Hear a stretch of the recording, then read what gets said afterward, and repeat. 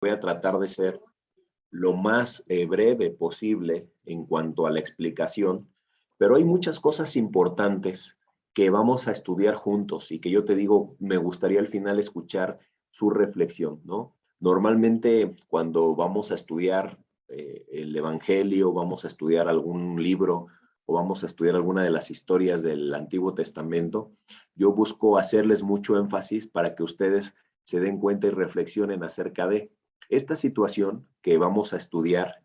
Justamente yo te ponía ahí, ¿no? Para recordar. En esta escritura me quedé el domingo pasado, cuando Josafat eh, reemplaza a su padre, a Asa. Dice la Biblia, el Señor estaba con Josafat porque siguió el ejemplo de los primeros años de su padre y no rindió culto a las imágenes de Baal. ¿Te acuerdas que te dije que no estamos condenados a cometer los mismos errores, que no estamos condenados a estar haciendo las cosas equivocadamente si de repente alguien nos enseñó o nos dijo hacer las cosas de una forma y nos damos cuenta que delante de Dios no son correctas? Las podemos corregir, las podemos mejorar, ¿no? Estamos destinados a que podemos hacer las cosas diferentes a nuestra generación pasada. En cuestiones espirituales estamos hablando, ¿no? Y dice algo muy importante: buscó al Dios de su padre y obedeció sus mandatos en lugar de seguir las prácticas malvadas. Ahora, eh, es muy importante esto que vamos a ver. Aquí continuamos leyendo acerca de Josafat. Te explico rápidamente el contexto de estos capítulos que vamos a leer, versículos. Eh, había una rivalidad muy fuerte entre lo que conocemos como el pueblo de Israel y el pueblo de Judá. Los dos reinos que se habían separado, que se habían dividido, estaban en un conflicto. Pero algo que estaba pasando aquí, que nos dice el versículo 28 de segundo libro de Crónicas 18, justamente es: Acab, rey de Israel, y Josafat, rey de Judá, dirigieron sus ejércitos contra Ramot de Galat, es decir, se unieron para derrotar a este ejército, algo que no era muy común. Dios estaba más en favor del rey de Judá. Estaba, para Dios, Judá se había conducido de una mejor manera comparándolo con Israel, y entonces no quería que Judá e Israel se unieran porque no estaban en el mismo nivel de ética, en el mismo nivel de devoción, en el mismo nivel espiritual. Luego dice, versículo 29, el rey de Israel dijo a Josafat: cuando entremos en la batalla, yo me disfrazaré para que nadie me reconozca, pero tú ponte tus vestiduras reales. Así que el rey de Israel se disfrazó y ambos entraron en la batalla. ¿Qué era lo que quería? Ahorita lo vamos a leer, pero te lo tengo que explicar a grandes rasgos. El rey de Israel, Acab, en este caso, le dice a Josafat: disfrázate tú, ponte tú el disfraz real, yo me voy a poner otro disfraz y vamos a ir juntos a la guerra. Tú podrías decir, bueno, obviamente ambos, siendo reyes, estaban en la guerra, estaban en el centro de la batalla, pero había una intención oculta en el caso de Acab. Vamos a ver por qué. A su vez, el rey de Aram había dado las siguientes órdenes a sus comandantes de carros de guerra: ataquen solamente al rey de Israel, no pierdan tiempo con nadie más. Fíjate cuál era la indicación del ejército contrario al ejército de Israel y al ejército de Judá. El rey de Aram decía: solamente vayan y ataquen al rey, al rey de Aram. Perdón, el rey de Aram decía: vayan y busquen únicamente al rey de Israel. O sea, había un objetivo en esta guerra: el rey de Israel. Y en la lámina anterior te ponía ahí en las escrituras que justamente el rey de Israel le dice al rey de Judá: vamos a vestirnos, tú ponte las ropas reales y entonces vamos a la batalla. Versículo 31. Entonces, cuando los comandantes arameos de los carros vieron a Josafat en sus vestiduras reales, comenzaron a perseguirlo, pero lo estaban confundiendo. Dice, allí está el rey de Israel, gritaban. Pero Josafat clamó y el Señor lo rescató. Dios lo ayudó apartando a sus atacantes de él. Tan pronto como los comandantes de los carros se dieron cuenta que no era el rey de Israel, dejaron de perseguirlo. Te voy a estar haciendo preguntas durante la clase, que son las cosas que yo te decía, la segunda parte de la clase ustedes la van a dar. ¿Por qué perseguían a Josafat, no? Ellos tenían, este ejército tenía como encomienda, ataquen al que tenga las ropas de rey, persíganlo, mátenlo. Y Josafat, cuando se da cuenta que lo están persiguiendo a él, aunque no era él al que buscaban, dice, clamó al Señor y el Señor lo rescató. Versículo 33, sin embargo, un soldado arameo disparó una flecha al azar. Qué curioso, porque parte de lo que yo quiero que ustedes desmenucen junto conmigo es cómo van persiguiendo al rey de Judá y resulta que él no era y lo dejan ir. Dios estaba con él porque dice la escritura anterior, Josafat clamó, es decir, Dios escuchó su oración en medio del aprieto, Dios lo ayudó y lo aparta de sus atacantes. Sin embargo, al que estaban buscando era el rey de Israel.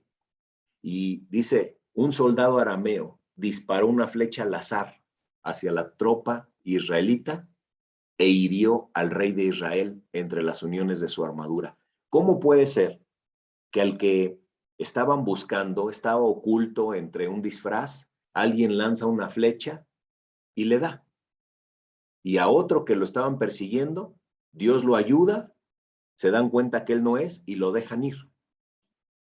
Dice más adelante, después de aquí, dice, da la vuelta y sácame de aquí, dijo Acab, entre quejas y gemidos al conductor del carro, estoy gravemente herido. Después de esto, los ejércitos de los moabitas y de los amonitas y algunos meunitas, estoy brincándome un poquito la historia de Josafat, pero estoy llegando a la parte más importante en donde nos damos cuenta qué papel tiene Dios. Y el ejemplo de esta clase es, deja que Dios cumpla sus planes en tu vida. Déjale las riendas de tu vida a Dios y Él se va a encargar de hacerlo. Con esta historia, te quiero confirmar que justamente cuando estamos clamando a Dios en un momento difícil, bueno, no quiero llegar a las conclusiones porque esas son las que quiero que ustedes digan. Dice después, llegaron mensajeros e informaron a Josafat, un enorme ejército de Edom marcha contra ti desde más allá del mar muerto. Ya está en Asenón, Tamar.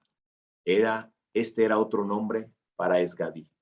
Habían pasado ya varios meses de lo que acabábamos de leer de la batalla en la que estaba el rey de Judá y el rey de Israel peleando juntos. Al final, el rey de Israel murió y está ya en otra etapa, en otro momento, y ahora atacan al rey de Judá, a Josafat solo, varios ejércitos.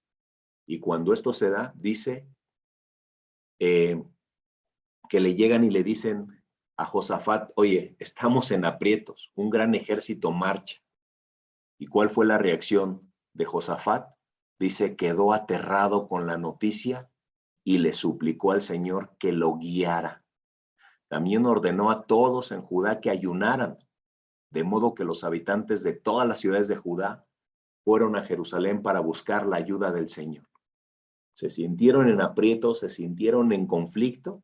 Dice que primero estuvo aterrado, ¿no? Cuando le dan la noticia de, oye, estamos rodeados, grandes ejércitos situaciones están complicadas en nuestra vida. Dice que le suplica al Señor, ordena un ayuno. La gente busca la ayuda del Señor. Qué increíble, ¿no? Pensar cuál fue la decisión de este rey, de pensar primero hacia él. Después dice, Josafat se puso de pie ante la comunidad de Judá en Jerusalén frente al nuevo atrio del templo del Señor y oró diciendo, oh Señor, Dios de nuestros antepasados, solo tú eres el Dios que está en el cielo. Tú eres gobernante de todos los reinos de la tierra. Fíjate qué manera de alabar a Dios en medio de una situación difícil. Qué manera de alabar a Dios en medio se sentía rodeado de ejércitos. ¿Tú te has sentido alguna vez rodeado de problemas? ¿Te has sentido alguna vez impotente de saber qué hacer? Josafat con su vida nos da un testimonio de qué es lo primero que hizo. Clamó, oró, ayunaron, clamaron todos juntos a Dios. Y luego el versículo 15 dice, perdón, esta parte es importante porque no la puse toda, pero un hombre,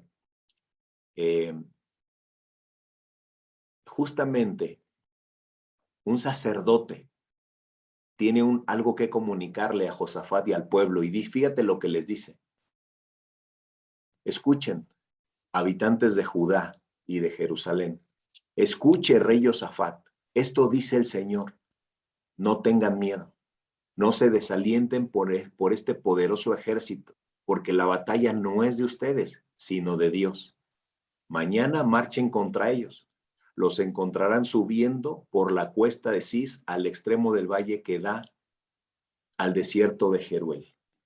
No es fácil, ¿no? O sea, imagínate que te digan, ve y enfrenta eso que estás teniendo miedo. Ve y enfrenta eso que te está acobardando. Ve y encara esta situación que estás pasando. Lo primero que dices, no, no quiero, no tengo valor, no tengo fuerza, es mucho más grande que lo que yo puedo hacer.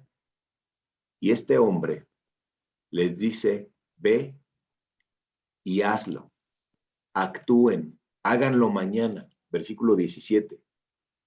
Fíjate lo que les decía, ¿no?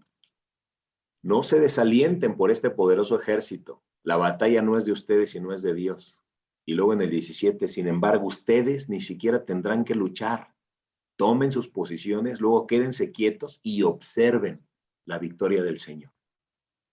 No hay nada más sorprendente ver que Dios está actuando cuando tú estás arrodillado. Dios está actuando cuando tú le estás dejando las riendas de esa situación a Dios. Y Él les decía, Él está con ustedes, pueblo de Judá y de Jerusalén. No tengan miedo ni se desalienten. Salgan mañana contra ellos porque el Señor está con ustedes. Eso es fe, eso es confianza, decir, no sé cómo voy a salir de esta, no sé la situación tan difícil, pero lo que sí sé es que he clamado al Señor y el Señor está actuando. Y terminamos, dice, cuando comenzaron a cantar y a dar alabanzas, el Señor hizo que los ejércitos de Amón, de Moab y del monte Seir comenzaron a luchar entre sí. ¿Qué les había dicho Dios? Esta no es una batalla tuya. Tú siéntate, toma tu posición, relájate, porque vas a ver al Señor actuar. Hay cosas, hermanos, que nosotros no vamos a poder cambiar. ¿Y sabes algo? Me llena mucho de convicción esto. ¿Por qué? Porque hay cosas que yo no voy a poder cambiar, que hay cosas que yo me rindo ante Dios y digo, esto yo no voy a poder cambiar el corazón de alguien, no voy a poder cambiar esta situación. Es una batalla en la que necesito que Dios sea el que trabaje. Dice, versículo 23, los ejércitos de Moab y de Amón se volvieron contra sus aliados del monte Seir y mataron a todos y cada uno de ellos. Después de destruir al ejército de Seir, empezaron a atacarse entre sí. ¿Quién lo hizo? ¿Cómo iba a ser esto posible? Ejércitos numerosos, poderosos, acabándose entre sí. Dios dijo, esta batalla no es de ustedes. Y mira lo que dice el versículo 24. De modo que cuando el ejército de Judá llegó al puesto de observación en el desierto, no vieron más que cadáveres hasta donde alcanzaba la vista. Ni un solo enemigo había escapado con vida. Voy a parar la grabación aquí